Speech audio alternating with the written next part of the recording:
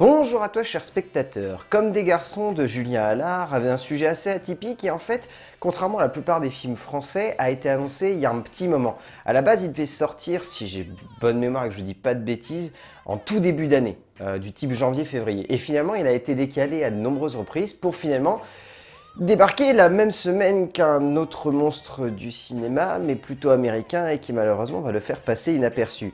Et c'est un petit peu dommage. Le résumé pour faire simple, dans les années 60, les femmes sont à la maison, les hommes sur le terrain. Et en tout cas dans le monde du foot surtout. Alors que sa collègue Emmanuelle lui demande d'organiser la kermesse de la ville de Reims, Paul va sauter sur l'occasion pour organiser ce qui semble être pour lui une blague, mais ce qui va changer le sport français, un match de foot féminin. Quand je dis que c'est un petit peu dommage, c'est parce que le film est extrêmement attachant. Le film est loin d'être quelque chose de novateur, qui va tenter de révolutionner une certaine conception du cinéma, ou même le regard qu'on peut porter sur ces femmes qui ont révolutionné le monde du sport français. Mais il y a tout de même ce petit quelque chose en fait qui fait la sève du film, qui se ressent de bout en bout et qui arrive en fait à développer une vraie immersion et qui fait en sorte que le spectateur surtout s'attache rapidement à ses héroïnes et sans pour autant avoir besoin d'énormes artifices. Julien Allard, c'est son premier film, on sent ça tout au long de la réalisation, de l'écriture, de la manière avec laquelle il dirige son long métrage, mais il y a cette sève, il y a cette passion pour ces personnages, il y a cette envie de raconter cette histoire de manière à la fois atypique et en même temps très classique. En fait, on ressent dans le regard de Julien Allard un besoin de raconter une histoire faite par des femmes qui étaient des pionnières. Les femmes sont l'avenir. Dans le monde du cinéma, de plus en plus de réalisateurs ou de créateurs ont décidé de mettre cela au centre de leur métrage. Qu'elles soient dans le passé, dans le présent ou dans l'avenir, c'est une idée et une conception cinématographique qui semblent habiter de nombreux projets. Julien Allard a donc souhaité nous raconter l'histoire de la première équipe de football féminin française, pour un moment de cinéma extrêmement classique, extrêmement convenu, extrêmement cliché. Mais qu'est-ce que ça marche bien au final? Et surtout, qu'est-ce que c'est rafraîchissant de voir de telles œuvres sur grand écran. En termes d'écriture, donc Julien Allard, il a écrit la première version du film avec Claude Lepape et ensuite a réécrit une deuxième version avec Jean-Christophe Bouzy. En fait, c'est peut-être là qu'on ressent que le film est le plus brouillon.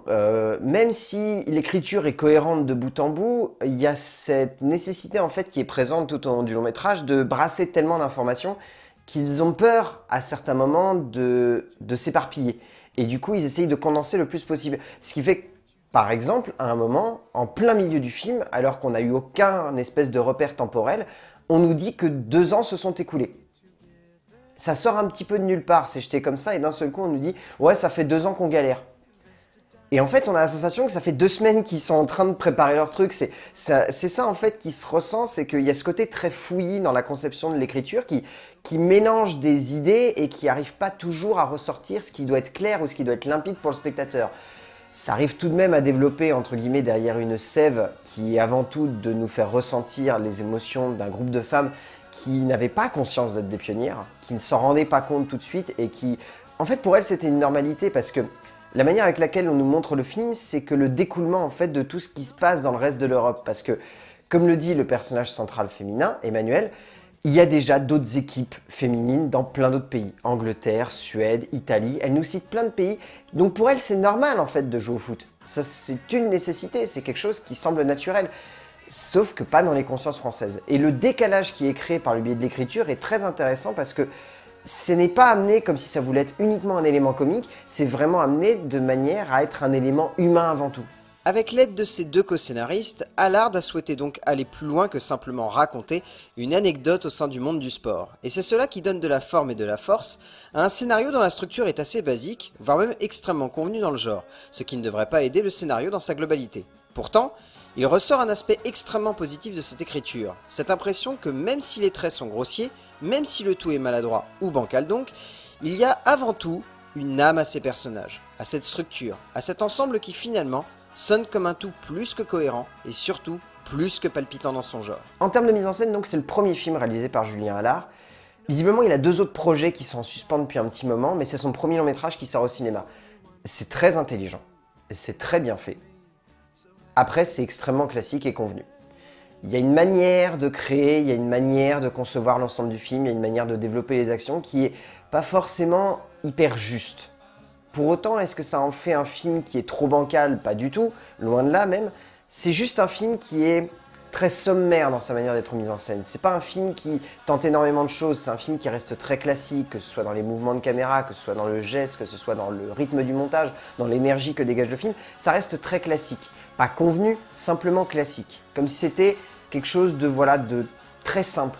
On sent que Julien Allard, il n'a pas forcément envie de faire de ce premier film quelque chose de très ambitieux, comme ça peut être le cas avec d'autres auteurs qui, dès leur premier long métrage, imposent un style qui est clair et net. Là, on sent qu'il tâtonne, il tente des choses, il propose des idées, il met en place cela, et c'est juste amené comme ça pour inciter le spectateur à réfléchir sur qu'est-ce que lui pourra proposer après s'il fait d'autres films. Qu'est-ce qu'il pourra imaginer de plus pour concevoir un long métrage qui aura un peu plus d'énergie. On sent que là, c'est des bases qui sont posées.